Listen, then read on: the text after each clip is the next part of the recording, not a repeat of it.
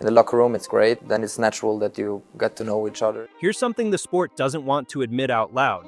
The two best tennis players on the planet are supposed to hate each other. That's how it's always worked. Borg and McEnroe, Sampras and Agassi. Even Federer and Nadal spent their early years frozen in a polite Cold War. The script is ancient and it's ironclad. When two men spend years trading the biggest trophies on earth, resentment is the tax they pay. Rivalry curdles into bitterness. It always has. Carlos Alcaraz and Jannik Sinner never read that script. The proof showed up on the worst afternoon of Jannik Sinner's career. May 28, 2026, Roland Garros. Sinner, world number 1, riding a 30-match win streak, one tournament from the only major he'd never owned, walked onto court Philippe Chatrier as a near-certain champion. Then the Paris Heat went to work. He led his second-round match 6-3, 6-2, 5-1, one game from cruising into the next round, and then his body simply quit on him. Cramping, dizziness. 18 straight points handed to a man ranked 56th in the world. The biggest collapse the tournament had seen in a generation. The career Grand Slam, gone. The streak, gone. The aura of invincibility, shattered on live television in front of the entire planet. Meanwhile, the one person whose whole career is built on beating Jannik Sinner wasn't even in the building. Carlos Alcaraz was home, sidelined by a wrist injury, watching his greatest rival come apart from a couch, the same as the rest of us. So here's the question that should fascinate you. When your fiercest competitor, the man standing between you and history, suffers the most humiliating loss of his life, what do? Do you quietly enjoy it? Most people would, it's human. What Alcaraz did instead is the entire reason this story exists, and it reveals something about these two that almost nobody outside the locker room understands. Because the truth about Alcaraz and Sinner isn't a rivalry story at all. It's something far stranger and far rarer. Start with why this rivalry of them all should be the ugliest one in the sport. Carlos Alcaraz and Jannik Sinner aren't simply trading trophies. They've strangled the rest of tennis out of contention. Between them, they've won the last 9 Grand Slam titles. 9. An entire generation of would-be champions has been reduced to extras, while these two pass the biggest prizes in the game back and forth like a private heirloom. They've met 17 times, Alcaraz leading the head-to-head 10-7. Every single meeting doubles as a referendum on who's the best alive. And underneath it sits the heaviest stakes tennis has to offer right now. Money, history, legacy, the entire GOAT conversation that both of them are starting to enter.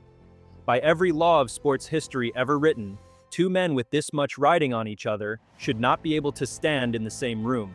The pressure alone should have poisoned it years ago. Look at what that pressure did to the rivalries before them. Borg walked away from tennis at 26, partly ground down by McEnroe. Federer and Nadal needed the better part of a decade before any warmth showed at all. At this altitude, bitterness isn't a glitch. Historically, it's the default setting. When Sinner detonated on that court in Paris, the rivalry playbook is clear about what should happen next. His great rival, stuck at home, robbed by his own wrist of the chance to beat him, gets to watch the universe do the dirty work for free. The man blocking Alcaraz's road to history just humiliated himself on the biggest stage in the sport. Quietly, privately, you'd forgive any competitor for feeling a flicker of relief. Carlos had every earthly reason to feel it. Injured, sidelined, watching the man he measures himself against hand the draw away while still sitting below him in the rankings. Now let me be straight with you, because it's the whole point of how this works. Alcaraz didn't call a press conference to dance on Sinner, and he didn't leak some dramatic monologue either. There's no secret transcript of what one rival whispered to the other. But what Alcaraz is to Jannik Sinner, and what he has said about him over and over on the record, answers the question in that title far more completely than any leaked line ever could. If you want this rivalry told straight, the friendship and the fire and not just the scorelines, subscribe, because this is exactly the part the highlight machine always skips. And it's the part that decides everything. Look at the pattern, because once you see it, it's everywhere. When Alcaraz announced he'd miss Roland Garros with his wrist, Sinner, the one man on earth who stood to gain the most from that absence, didn't celebrate the clearer path to his career slam. He called it sad for tennis. He said plainly that tennis needs Carlos, wished him a fast recovery, and made a point of saying Alcaraz had a great team around him to get back. He doubled down weeks later, heading into Wimbledon, repeating that tennis needs Carlos and that he hoped the recovery was on track. Same message, no camera forcing it out of him. Think about how strange that is. The guy whose entire job just got easier went on the record to say the sport is worse without his rival in it. That is not media training. Nobody fakes that tone, that consistently, for 2 straight years, and it runs both directions. Alcaraz has spent his whole career praising Sinner's level in language most rivals save only for themselves, calling Sinner's tennis unbelievable when it mattered after the Italian beat him in Monte Carlo this spring, refusing every easy opening to take a shade off him. These two talk about each other the way teammates do. They just happen to be standing on opposite sides of the net while they do it. And if you're tempted to write that off as two professionals being diplomatic, you weren't watching last year's French Open final. 12 months before Sinner's collapse, these two played what a lot of people already call one of the greatest matches in the history of the sport, and Sinner had it won. He held 3 championship points.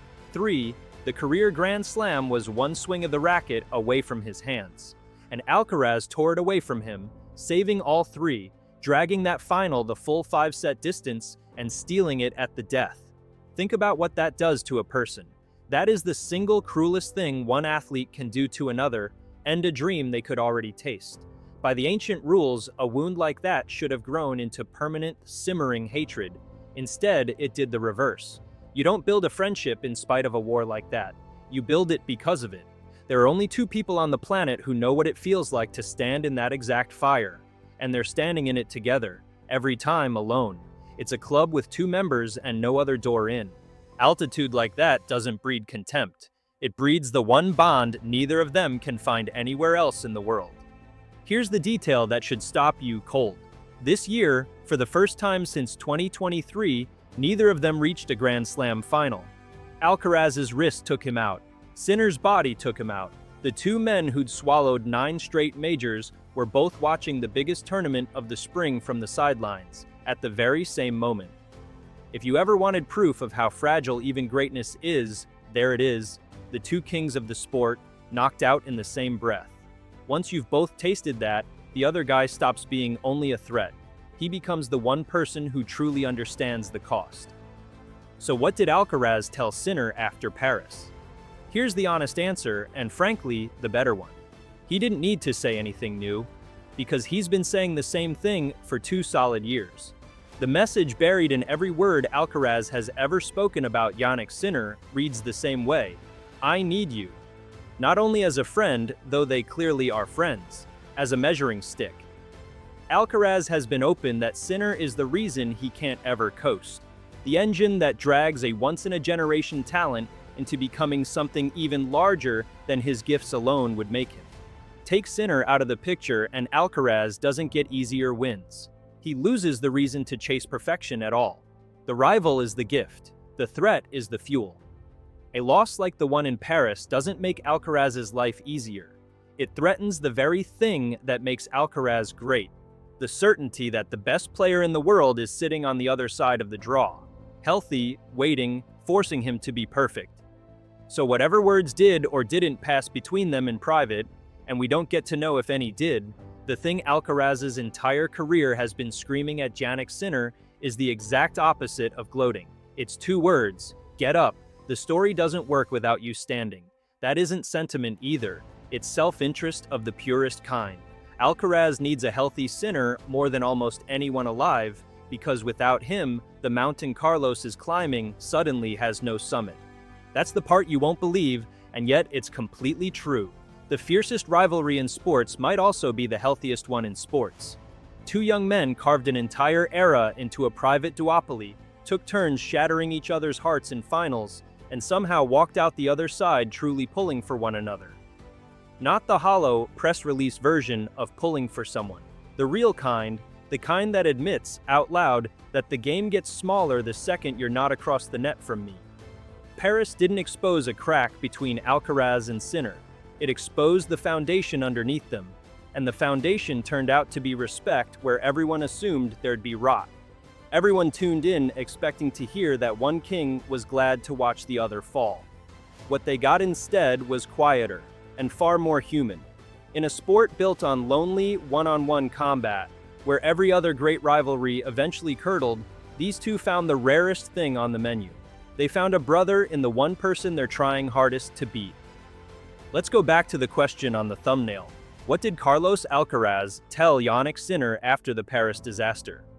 The honest truth is that the most important thing he's ever told Sinner, he's been telling him for 2 years, in plain sight, through every word of respect, every refusal to twist the knife, every reminder that the sport is poorer when his rival isn't standing across the net. He didn't need a dramatic phone call after Paris. The message was already on the record. Get up. I need you out here. This whole thing only means something if we're both whole. That's not the story most people clicked expecting. They wanted a leaked text, a secret dig, proof that behind the handshakes, these two secretly can't stand each other. The reality is stranger and better. The fiercest rivalry on the planet is held together by the one thing most rivalries never find: genuine, unforced respect. But here's where I want to hear from you, because reasonable people land in very different places on this.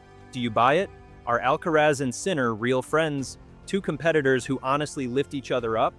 Or is this just the polite phase, the calm before it turns, the way Borg and McEnroe and a dozen others eventually did? When the next slam final is on the line and one of them rips the other's dream away all over again, does the brotherhood survive, or does it finally crack? Rivals or brothers? Tell me where you land in the comments and tell me what makes you so sure. I'll be reading everyone. If you'd rather follow this rivalry the way it deserves, as the rarest thing tennis has handed us in a generation, subscribe, because this one is a very long way from over.